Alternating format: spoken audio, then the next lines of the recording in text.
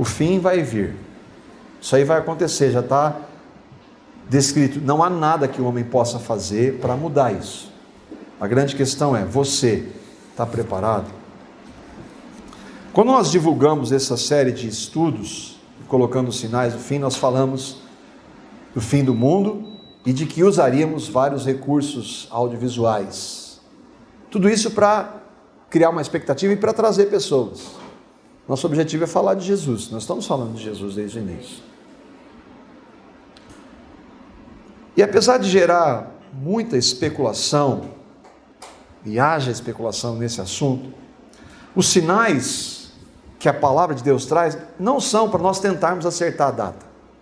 A história mostra de vários homens que disseram, vai vir tal dia, não deu, vai vir depois, errei. E assim, e tem sempre isso. Muitos dizem, Jesus vem agora, até tanto tempo ele vem. Os sinais da palavra, eles não servem para nós tentarmos acertar que dia Jesus vem. Quais que são os objetivos? Por que a Bíblia ensina sobre o fim?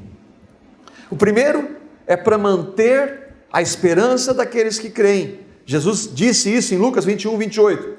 Quando começarem a acontecer estas coisas, tudo isso, Lucas 21 é a mesma coisa de Mateus 24.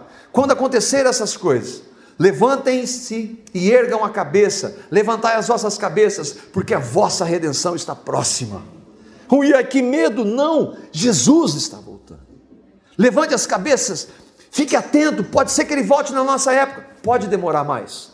Nós não vamos determinar dia, mas se ele voltar, quem sabe ele volte agora. Essa é a esperança, por isso que a palavra fala. E nessa esperança, ela deve o quê? Transformar as nossas vidas. Agora é o seguinte, vamos fazer um estudo de uma semana sobre quando Jesus vem. E eu vivo a minha vida como se não fizesse diferença nenhuma. 2 Pedro 3,11, lembra? Nós lemos o 10, lemos o 12. Ele fala da esperança, aguardando a vinda, mas ele diz assim, visto que tudo isso será desfeito, que tipo de pessoas, vocês que professam a Cristo, é necessário que sejam? E aí eu queria trabalhar então, para nós terminarmos aqui em alguns minutos, a expectativa da volta de Cristo deve afetar as nossas vidas aqui e agora. E a gente precisa de duas bases para isso. A primeira base é, você precisa conhecer Cristo. Você não precisa de uma religião. Eu sou da religião A, eu sou da religião B.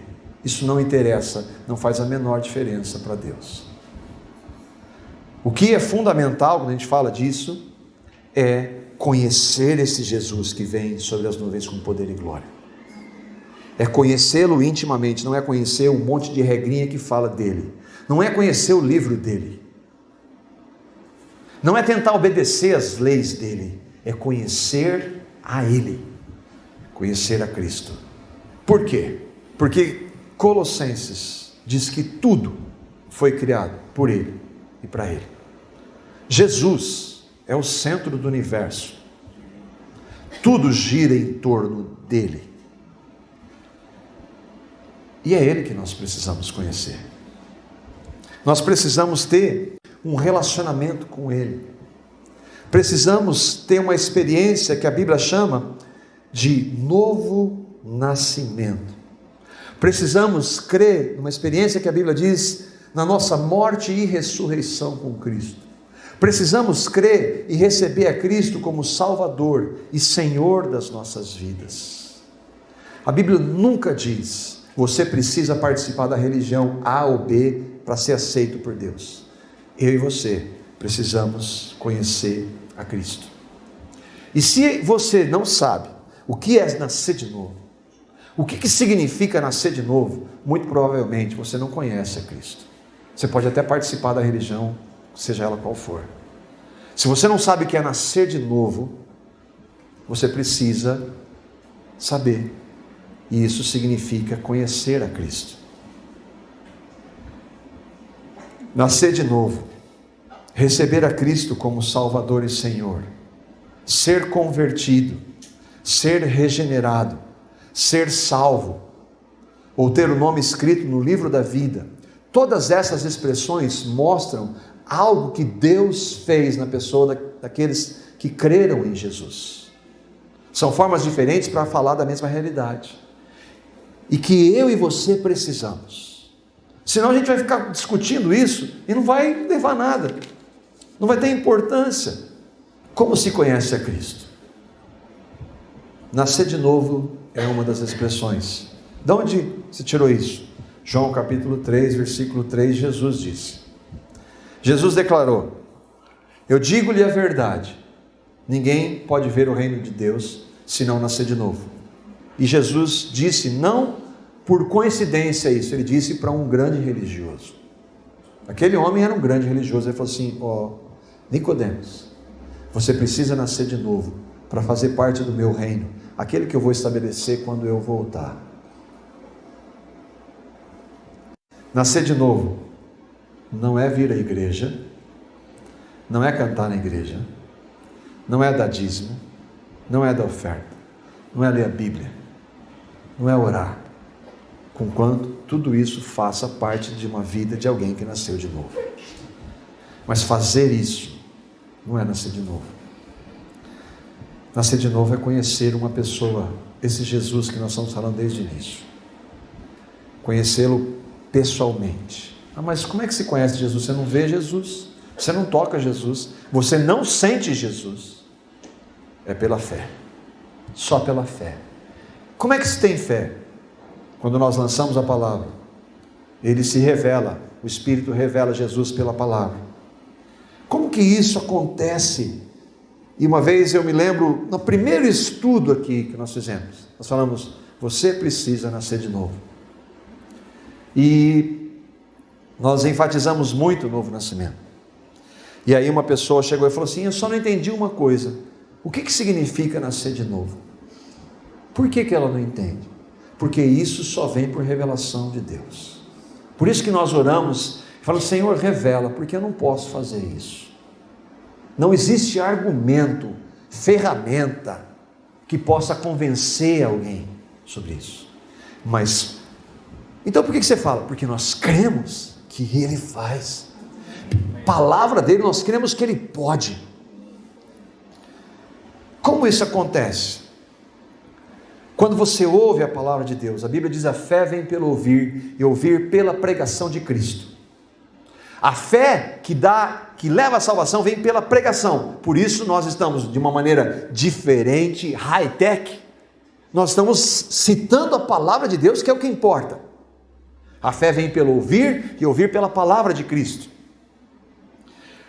Você vê então que é um pecador. A Bíblia diz que não há nenhum justo, nenhum sequer. Você e eu não somos boas pessoas. A Bíblia diz que nós nascemos em pecado.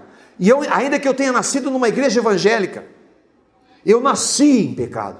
E com isso eu já estou separado de Deus. Agora, porque eu nasci em pecado, eu cometo os inúmeros pecados que eu cometo e que você sabe que você comete.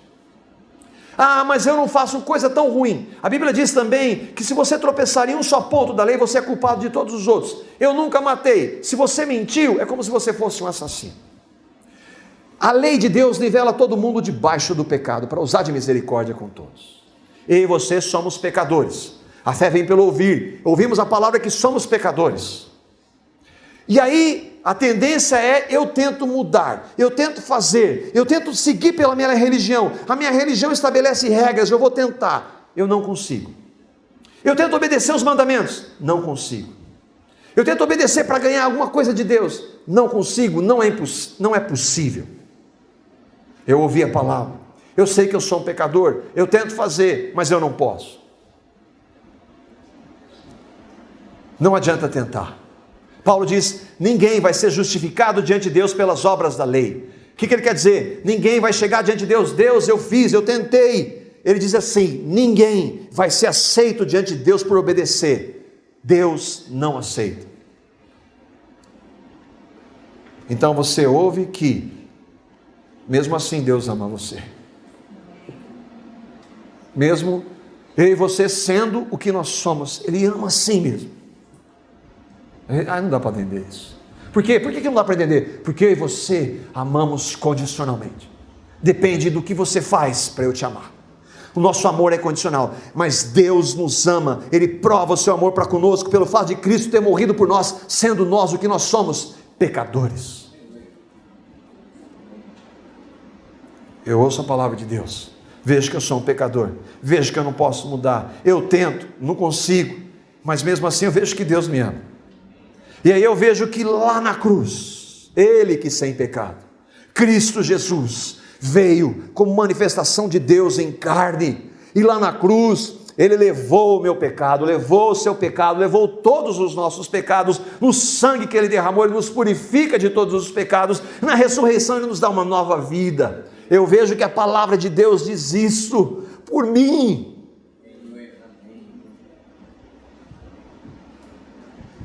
Eu vejo que Ele fez isso por amor. E Ele fez isso absolutamente de graça. Pela graça sois salvos, mediante a fé. E isso, a fé não vem de vocês, é dom de Deus. Não vem das obras para que ninguém se glorie. Deus deu o seu Filho por amor, de graça, por pecadores que não querem, não buscam, não têm condição. Você é tomado por um profundo arrependimento de quem você é, do que você fez e faz.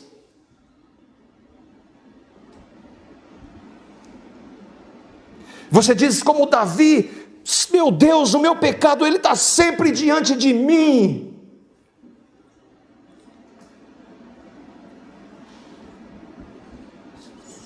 Mas ele diz: eu amei você, sendo que você é. Eu paguei o seu pecado lá na cruz. Não importa o que você tenha feito, quantos pecados você tenha cometido, eles já foram levados lá na cruz, no meu corpo santo, sem pecado. Você é movido pelo Espírito Santo e crê. Meu Deus, eu creio nisso. Cristo é a minha vida, é o Senhor e Salvador da minha vida.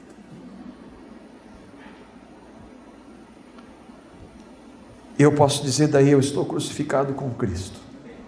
Eu vivo não mais eu, mas Cristo vive em mim. E a vida que agora eu vivo aqui, eu vivo pela fé no Filho de Deus, o qual me amou e a si mesmo se entregou por mim. Isso é nascer de novo. Você crê nisso? Você tem certeza disso? Uma vez eu conversava com um jovem, e ele não entendia isso. Cresceu na igreja, participou de acampamentos de jovens, fez muita coisa, mas ele não sabia. Eu falei assim: querido, chega para Deus, fala com as suas palavras. Meu Deus, eu quero saber, eu quero isso para a minha vida. A única oração que você deve fazer: meu Deus, revela para mim o que Cristo fez, revela o novo nascimento. Se você não sabe, isso que a gente está dizendo aqui, que está lendo a palavra, você não entende, fala: meu Deus, eu quero isso para mim. Se você falar isso, já é Ele tratando. Se isso aconteceu na sua vida, você nasceu de novo. Agora, e para nós que nascemos de novo? Como é que nós andamos com Cristo? Porque se eu nasci, eu ouvi tudo isso, que Jesus fez por mim, que me amou, sendo o que eu sou. Eu quero andar com Ele. Eu desejo viver para Ele. Não importa o que os outros digam, me chamem de religioso, fanático. Eu quero viver para o meu Senhor e Salvador. A esperança da volta de Cristo me leva a viver para Ele. E aí o texto que nós lemos o versículo 10, o dia do Senhor vai vir, lembra? Como ladrão, no qual os céus passarão com grande estrondo, os elementos ardentes se desfarão, a terra e as obras que nela há se queimarão. Mas no versículo 11, ele está falando para mim e para você, que nascemos de novo, e presta atenção no que ele está dizendo. Olha o que o versículo 11 está dizendo para mim e para você, se eu e você cremos, você que disse amém.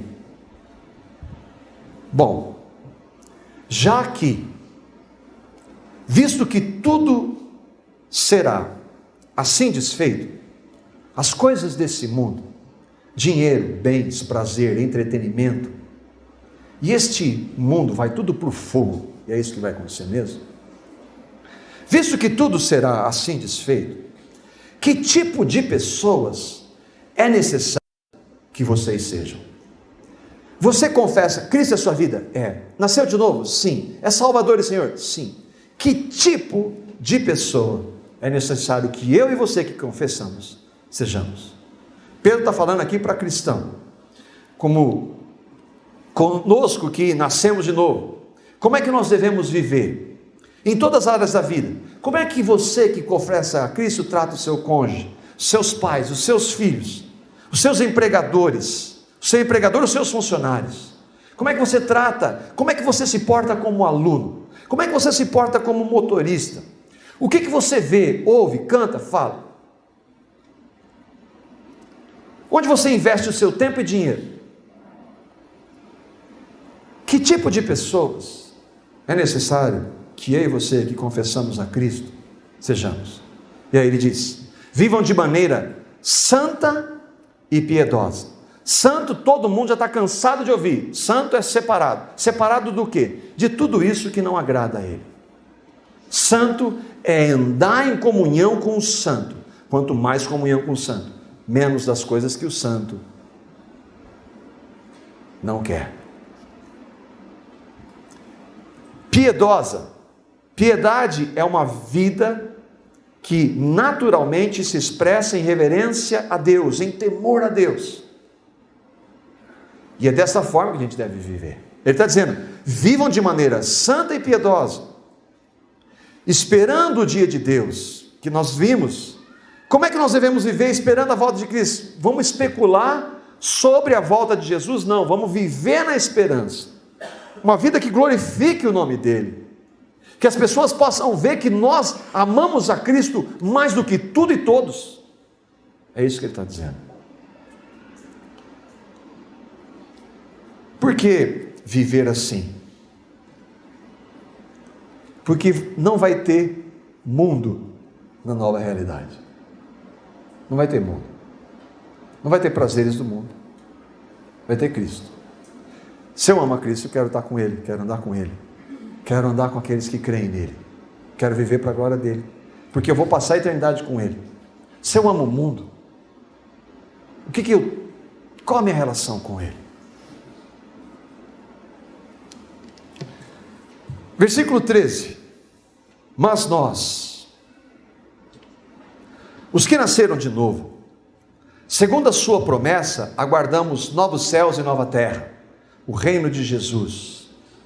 João 3. Quem não nascer de novo não pode ver o reino de Deus. É claro que o reino já começou na vida daqueles que creem aqui, mas há um reino físico que ele vai estabelecer. Nesse reino habita a justiça. E aqui eu pesquisando, no original, justiça é o termo do Novo Testamento que significa aprovação de Deus. Refere-se ao que é considerado desejável, certo ao Senhor, que é aprovado aos seus olhos. Lá só tem aquilo que agrada ao Senhor. Justiça. Por isso, amados, aguardando essas coisas, que coisas? Tudo isso que nós tratamos durante esse tempo aqui. Procurai, imperativo, procure com diligência, com zelo, com cuidado. Eu e você não temos capacidade em nós, mas o Cristo que habita em nós nos capacita a procurar. Procurar o quê, Pedro? Que dele. Por isso que a capacidade é dele. Procurar que dele, que ele aí é Cristo. Nós sejamos achados imaculados, sem nenhuma mancha moral, não impecáveis. Cristãos não são impecáveis, nós pecamos.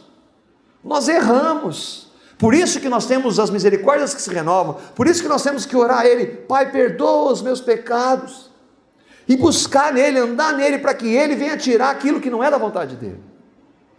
Sejamos achados imaculados e irrepreensíveis, uma vida de testemunho, de santidade, em paz. Para que a gente está falando dos sinais do fim? Com um objetivo, com dois objetivos. Para você que ainda não crê, entrega a sua vida a Cristo. Diga: meu Deus, eu sei que eu sou isso que o Senhor disse. Eu não posso mudar, mas eu recebo pela fé o que Cristo fez. E para mim, para você que cremos, nossa oração é: Senhor, eu quero viver na expectativa da sua volta. E isso significa que eu quero andar com o Senhor. Andar na sua presença, andar em espírito, cheio do teu espírito, cheio das tuas coisas, pensar nas coisas que são do alto, não nas daqui da terra, onde Cristo está. Para alguns isso é fanatismo.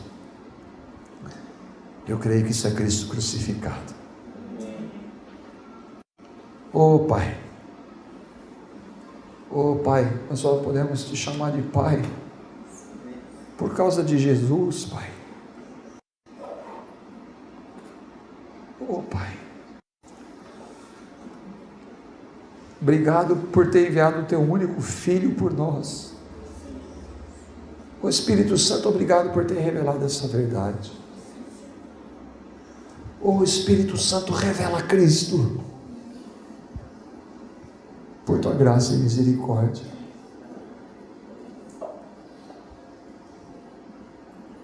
Forma Cristo em nós, Senhor.